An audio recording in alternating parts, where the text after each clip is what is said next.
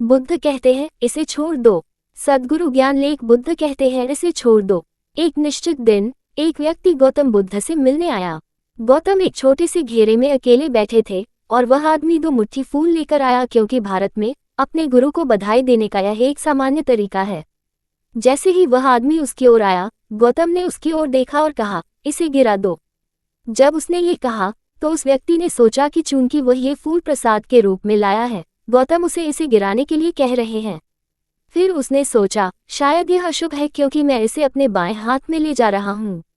ये भी संस्कृति का हिस्सा है कि अगर आप किसी को बाएं हाथ से कुछ देते हैं तो इसे अशुभ माना जाता है। इसलिए उसने अपने बाएं हाथ से फूल गिरा दिए और फिर उचित तरीके से आगे बढ़ गया। गौतम ने एक बार फिर उसकी ओर देखा और कहा, इसे छोड़ दो। अब उसे समझ नहीं आ रहा था कि वह क्या करे। फूलों में क्या खराबी थी? उसने बाकी फूल गिरा दिए। तब गौतम ने कहा, मैंने कहा था कि इसे गिराओ, फूल नहीं। जो फूल लाया तुम्हें उसे छोड़ना होगा, अन्यथा तुम बुद्ध को नहीं जान पाओगे।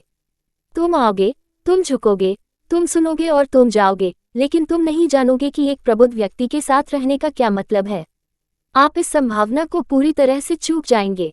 यदि आप अपने जीवन में बिल्कुल नया आयाम जोड़ना चाहते हैं तो आपको उसे छोड़ना होगा, कुछ और नहीं।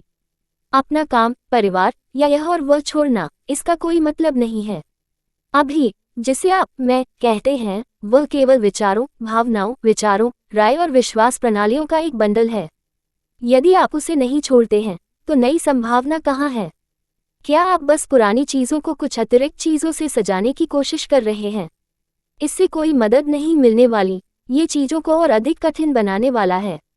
लेकिन अगर आप बस कहते हैं इसे गिरा दो, तो यह नहीं गिरता है। इसलिए ऐसी विधियां और प्रक्रियाएं लाई जानी हैं ताकि यह गिरना घटित हो।